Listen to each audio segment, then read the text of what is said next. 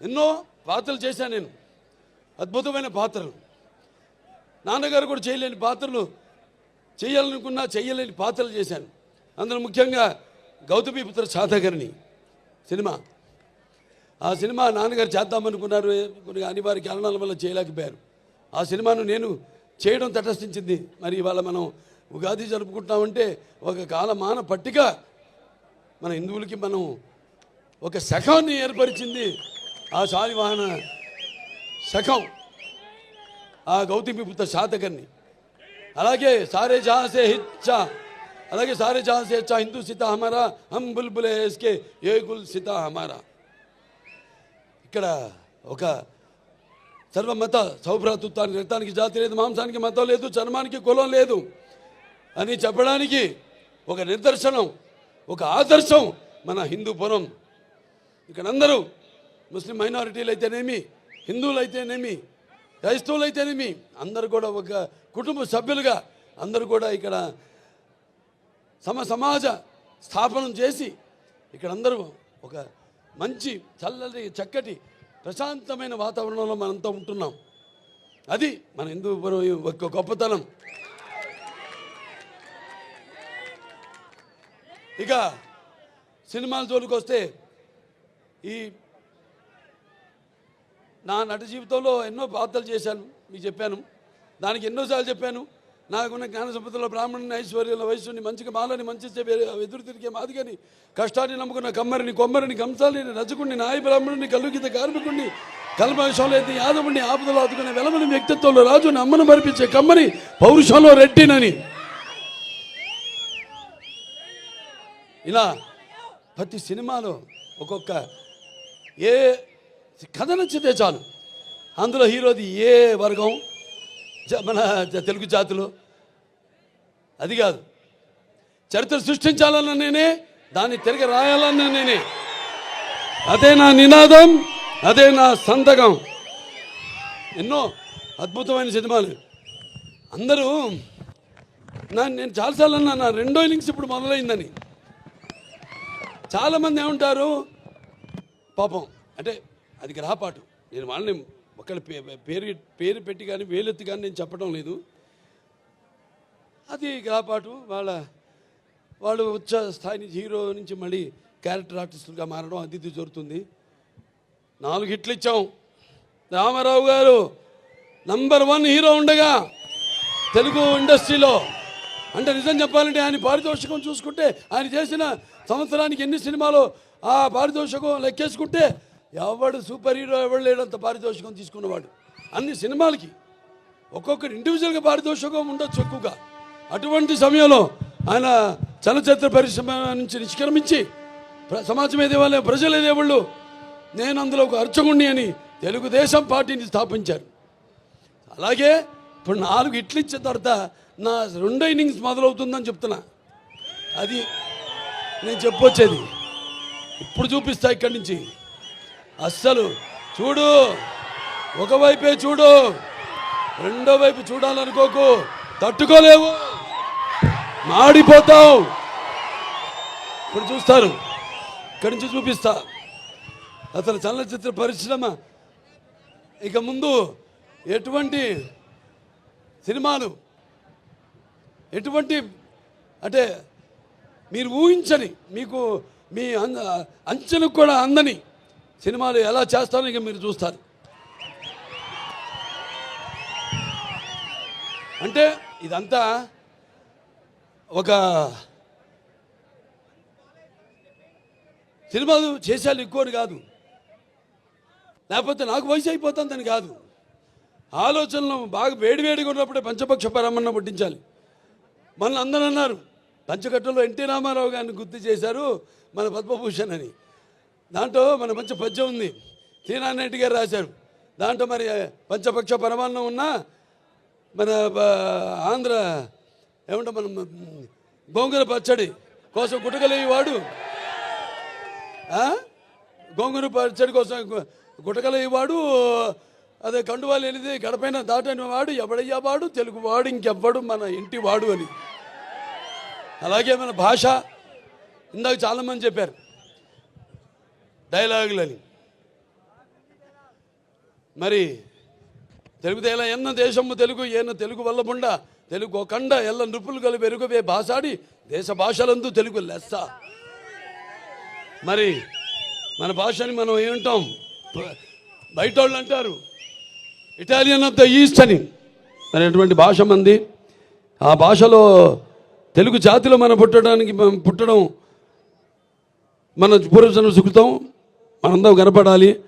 అలాగే తెలుగు భాష కూడా మనం మాట్లాడుతున్నందుకు మనం ఎంతో ఆనందించాలి. సో అటువంటి ఈ యొక్క పద్మభూషణ్ సరే నాకు కోరిక తీరుతుంది, అది నాకు కూడా తెలుసు. ఎందుకంటే సమాజంలో ఎన్నో సంస్కరణలు తెచ్చారు చాలామంది, నేను కాదన్ను. సమాజంలో చాలామంది ఎన్నో సంస్కరణలు తెచ్చారు. కానీ అవి కథల వరకు, లేకపోతే పుస్తకాల వరకు, లేకపోతే అవి నెరవేరకుండా ఉండే ఎన్నో సంస్కరణ కోసం ప్రయత్నించడం జరిగింది. కానీ ఒక ఎన్టీఆర్, నేను చెప్పాను ఎన్టీఆర్ అంటే కేవలం నందమూరి తారక రామారావు గారు కాదు. ఎన్ అంటే నటనాలయం, ఇల్లే ఒక నటనాలయం. టీ అంటే తారమండలంలోని తారక ధ్రువ తారకుడు. ఆర్ అంటే రారాజు రాజర్షి రాజకీయ దురంధరుడు, రమణీయ కమనీయ సౌమ్య గుణధాముడు ఎన్టీఆర్ అని. మరి ఆయన నిరుపేదలకు, అట్టడుగున దారిద్ర రేఖ దిగువ ఉన్న వారందరికీ కనీస అవసరాలైన గూడు గుడ్డ ఇచ్చిన ఒక మహానుభావుడు నందమూరి తారక రామారావు గారు. సరే, ఆయన బిడ్డగా, ఆయన ఒక ఆర్టిస్ట్గా, ఆయన వారసుడిగా దాన్ని పరంపరను ముందుకు తీసుకెళ్ళడం, అలాగే ప్రజాసేవలోకి ఎమ్మెల్యేగా అయితేనేమి, లేకపోతే బసవంతారక ఇండో అమెరికన్ క్యాన్సర్ హాస్పిటల్ అయితేనేమి, లేకపోతే నా ఎన్బికే ట్రస్ట్ ద్వారా అయితేనేమి, నేను ఒక్కడనే కాదు, భావస్తురాణి జన్మాంతర సహృదాణి అన్నాడు మహాకవి కాళిదాసు. అంటే పూర్వజన్మలో మనకున్న పరిచయంతో ఈ జన్మలో ఒకరిద్దరిని మనం పొందగలుగుతాం ఆ వాసనతో. కానీ ఎన్ని వేల లక్షల కోట్ల మంది అభిమానులు పొందడం అంటే అది మరి ఏ రుణానుబంధమో, ఏ జన్మల అనుబంధమో, ఏ విడదీయలేని అనుబంధమో కదా అని నాకు అనిపిస్తూ ఉంటుంది. మరి వాళ్ళ నా అభిమానులు కూడా ఎంతోమంది సోషల్ మీడియా ద్వారా నేను చేస్తున్న కార్యక్రమాలు అయితేనేమి, మంచికి సోషల్ మీడియాని మంచిగా దాన్ని వాడుకుంటూ ఆ మాధ్యమాన్ని ప్రజల్లో ఒక చైతన్యం తీసుకొస్తున్నారు. అలాగే ఎంతోమంది మన అనంతపూర్ జగన్ గారు ఉన్నారు, లేకపోతే గ్రంథాల చైర్మన్గా మా గౌస్మతి నాయన వీళ్ళ పుట్టినరోజు కూడా అనుకుంటా. ఇక్కడ గౌస్ భాయ్, తుమ్మే జన్మదిన ముబారకో, అల్లా తుమ్మే లంబీ ఉమర్ దే. అలాగే ఇంకా చాలామంది ఉన్నారు, మోతీలాల్ గారు ఉన్నారు, కర్నూలు ఫ్యాన్స్, క్యాన్సర్ పేషెంట్స్, ఈ బ్లడ్ క్యాన్సర్, థాలసీమియా చిన్నపిల్లలకి వాళ్ళందరూ కూడా సేవలు అందిస్తున్నారు. సో అది వాళ్ళందరూ నాకు అభిమానులను చెప్పుకోవడానికి నాకెంతో గర్వంగా ఉంది, నా వారసులను చెప్పుకోవడానికి నాకు గర్వంగా ఉంది. అంటే నేను చెప్పాను, నా తరతరాలుగా నా అభిమానులు పుడుతూనే ఉంటారు అని. ఈ కార్యక్రమాలు మేమందరం కూడా ఇలాగే కొనసాగిస్తాము, అలాగే ఈ యొక్క పరంపరను అలాగే కొనసాగిస్తాం. ఈ సేవా కార్యక్రమాలన్నింటినీ కూడా నాదొకటే, అది కూడా నేను చెప్పాను ఇందాక జరిగి తీరుతుందని. రామారావు గురించి మాట్లాడినప్పుడు ఆయనకి భారతరత్న, అది ప్రతి తెలుగువాడి కోరిక. ఆయనకి భారతరత్న ఇచ్చి వారికి ముందుగా నా కృతజ్ఞతలు తెలియజేసుకుంటూ నాకు పద్మభూషణ్ ఇచ్చినందుకు, నా కార్యక్రమాలు కానీ ఆర్టిస్ట్గా ఇచ్చారు పద్మభూషణ్. సరే, సంతోషం. కానీ రామారావు గారికి భారతరత్న ఇచ్చినప్పుడే వాళ్ళని గౌరవించుకున్నట్టని కేంద్ర ప్రభుత్వానికి తెలియజేసుకుంటూ, ముందు అతి త్వరిగతిలోనే రామారావు గారికి భారతరత్న ఇచ్చి తీరాలన్నది ప్రతి తెలుగువాడి కోరిక. మరి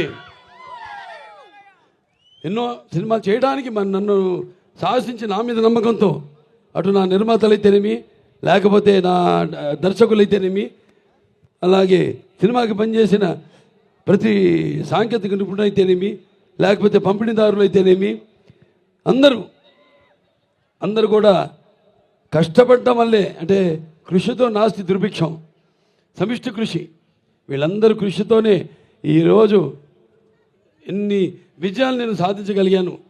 అంటే నా అభిమానులు ఉన్నారు, నా విజయాలకు వాళ్ళు ఎప్పుడు కృంగిపోలేదు. నా విజయాలకు సరే, ఇక నా విజయాలు మామూలు విజయాలు కావు, దబిడి దిబిడే. ఇవాళకి ఒక నరసింహనాయుడు ఉంది, సమరసింహారెడ్డి ఉందంటే ఇప్పుడు కూడా భారతదేశపు చలనచిత్ర పరిశ్రమలో ఏ చిత్రాలు కూడా ఆ రికార్డులను ఇప్పుడు దాకా దగ్గరికి కూడా రాలేదు. అది మన చరిత్ర. మనం ఏంటంటే ఎప్పుడు కొత్తదనం ఆస్వాదిస్తాం, కొత్తదనాన్ని. అది నాన్నగారి నుంచి కూడా అది జరుగుతూనే ఉంది. ఆయన ముందు ధైర్యం చేసేవారు. ఎందుకంటే మనం ప్రతిరోజు వాడే నిత్యావసర వస్తువులం, ఆర్టిస్ట్ అన్న వాళ్ళం. మరి మేము ఒక కొత్త మార్కెట్ చూస్తున్నాం, ఎంత కాంపిటీషన్ ఉందో. కాంపిటీషన్ అంటే మా ఆలోచనల కాంపిటీషన్ కాదు, వేరే వాళ్ళకైతే వాళ్ళ భక్తికి లేకపోతే వాళ్ళ ఉనికికి ఒక కాంపిటీషన్. మాకు మీరుండగా నా కాంపిటీషన్ ఏంటి? నేను ఎప్పుడు అందిస్తూనే ఉంటాను, నాన్నగారి నుంచి కూడా వాటి మీరు ఆదరిస్తూనే ఉంటారు. ఇవాళ మన తెలుగు చలచిత్ర పరిశ్రమ కూడా ఇవాళ పాన్ ఇండియా లెవెల్లో ఇవాళ మనకి మంచి గుర్తింపు తీసుకొచ్చారు చాలామంది. వాళ్ళందరూ కూడా ఒక కళాకారుడిగా, ఎందుకంటే ఇది కళలకి నాకు ఇచ్చిన అవార్డు కాబట్టి పద్మభూషణ్, వాళ్ళందరూ కూడా వాళ్ళు అందించిన సేవలకు కూడా నా కృతజ్ఞతలు తెలియజేసుకుంటూ మరొకసారి ఎన్నో కార్యక్రమాలు ఉన్నాయి ఇంకా అభివృద్ధి చేయాల్సినవి. వచ్చిన సంవత్సరం లోపే 50 కోట్లు పెట్టి ప్రతి ఊళ్ళో కూడా తార్ రోడ్డు, అలా సీసీ రోడ్లు, డ్రైనేజీలు వేయడం, నిర్మించడం జరిగింది. ఈ ఎంజిఎం గ్రౌండ్ కూడా 2,20,00,000 రూపాయలు ఇండోర్ స్టేడియంకి శాంక్షన్ చేయడం జరిగింది. అతి త్వరలోనే దాన్ని కూడా పూర్తి చేస్తాం. ఇంకా ఎన్నో ఇక్కడ మన హిందూపూర్ టౌన్లో కూడా ఒక 92,50,00,000 రూపాయలు సీసీ రోడ్లు, వీటన్నిటిని కూడా ఇక చాలా ఉన్నాయి. ఇది అవన్నీ మాట్లాడుకోవాల్సిన విషయాలు కాదు. అయినా ఇంకా చాలా ఉంది చేయడానికి ఇక్కడ అని చెప్పడానికి యువతరానికి ప్రతినిధులు, నవతరానికి నాయకులు, భావితరానికి భారతదేశపు మహాశక్తి మీ అందరూ కూడా పరిశ్రమలు తెచ్చి, నేను ఎందుకు అంటానంటే ఈ మాట, మీకు ఉపాధి కల్పించాలి. మీకు ఉపాధి కల్పించాలంటే పరిశ్రమలు రావాలి. కాబట్టి వీటన్నిటి మీద దృష్టి కేంద్రీకరించి అతి త్వరలో హిందూపురాన్ని మన రాష్ట్రంలోనే నంబర్ 1 నియోజకవర్గంగా తీర్చిదిద్దుతామని ఈ సభాముఖంగా తెలియజేసుకుంటూ, మరొకసారి నా సినిమాలన్నింటిని ఆదరించి మరి నన్ను ఇంత గుర్తింపు నాకు తీసుకొచ్చి ఈ స్థాయికి నన్ను పెంచిన నా ప్రజలకైతే హిందూపురమే కాదు, తెలుగు జాతి ప్రజలకు, ఇటు ఆంధ్ర అటు తెలంగాణ ఎక్కడున్నా మన తెలుగు వాళ్ళందరికీ ఈ సభాముఖంగా నా కృతజ్ఞత తెలియజేసుకుంటూ ఈ పద్మభూషణ్ని నా శివభారతి స్వరూపులైన మా తల్లిదండ్రులకు అంకితం ఇస్తూ నేను సెలవు తీసుకుంటున్నాను. అలేబాబు గారు అద్భుతంగా మాట్లాడారు. ఎంతసేపు మాట్లాడడం వినాలంటుంది, కానీ ఎప్పుడూ మాట్లాడని వసుంధరాదేవి అమ్మగారు కూడా ఒక్క 2 మాటలు మాట్లాడవలసిన రిక్వెస్ట్ చేస్తున్న వారు మాట్లాడడానికి సిద్ధంగా కూడా ఉన్నారు. మీ అందరికీ కృతజ్ఞతలు చెప్పడానికి